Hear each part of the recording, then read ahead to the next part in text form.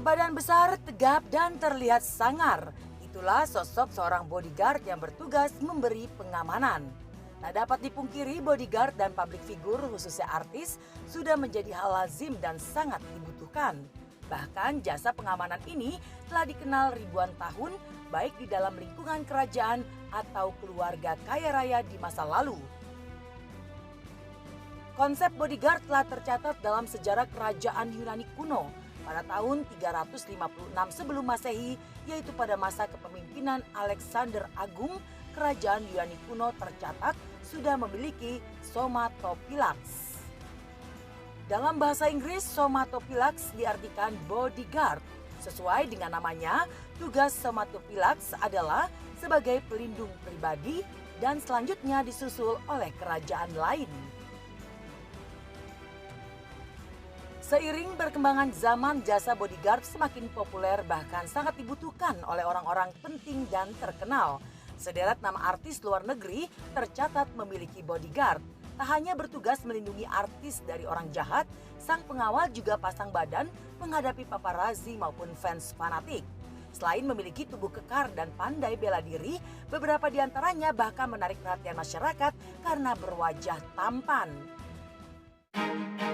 Mereka adalah bodyguard Justin Bieber, bodyguard Adele, bodyguard Jennifer Lawrence, bodyguard Lady Gaga, bodyguard Katy Perry, bodyguard Selena Gomez, dan terakhir adalah bodyguard Britney Spears.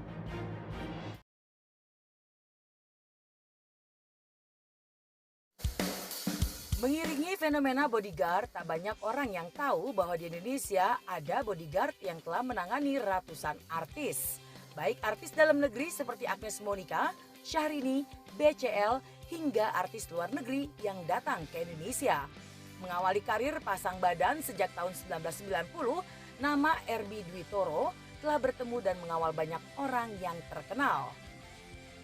Event pertama saya itu namanya Richard Mark tahun 1990 bulan Maret tahun 1990, berarti 29 tahun yang lalu ya. Bodyguard itu sebetulnya bukan hanya pelengkap, tapi sekarang sudah menjadi kebutuhan. Dulu hanya melengkapi bahwa harus ada untuk menghindari ini. Sekarang sebagai kebutuhan bahwa ternyata tidak pernah akan ada terduga kejadian apa yang akan terjadi di depan. Menggeluti profesi sebagai bodyguard sejak tahun 1990 membuat Erby memiliki keahlian pengamanan.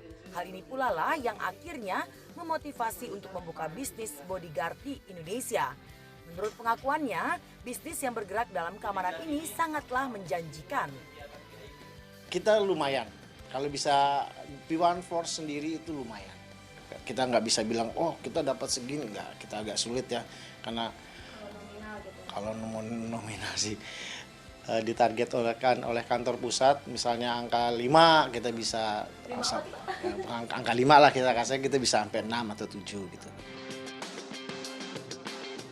Tak hanya pengamanan untuk event security, Erby dan teman-teman juga menawarkan close protection dan man guarding. Salah satu pengguna jasa tersebut adalah penyanyi Indah Dewi Pertiwi.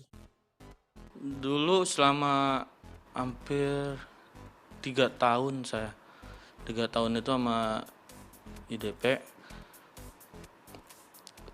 close protection personal.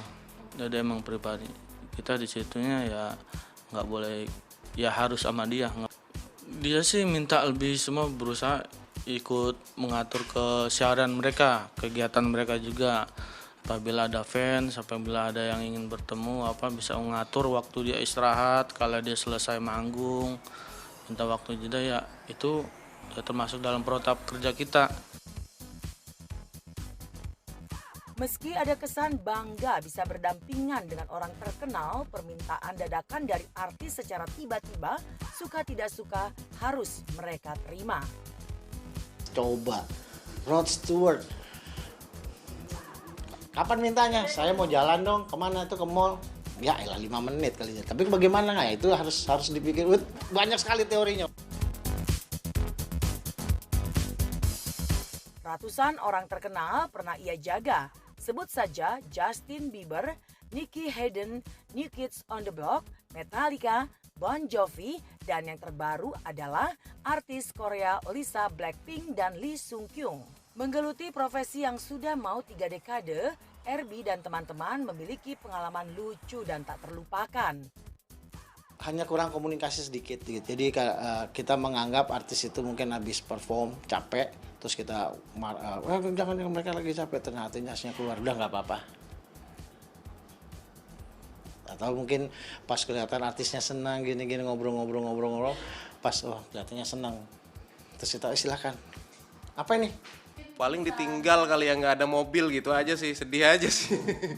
Jadi harus kita naik kendaraan umum kayak model ojek gitu. Itu kita jalan di situ karena semua tergenang banjir. Artinya untungnya masih ya keberuntungan buat saya. Pesawatnya delay 1 jam.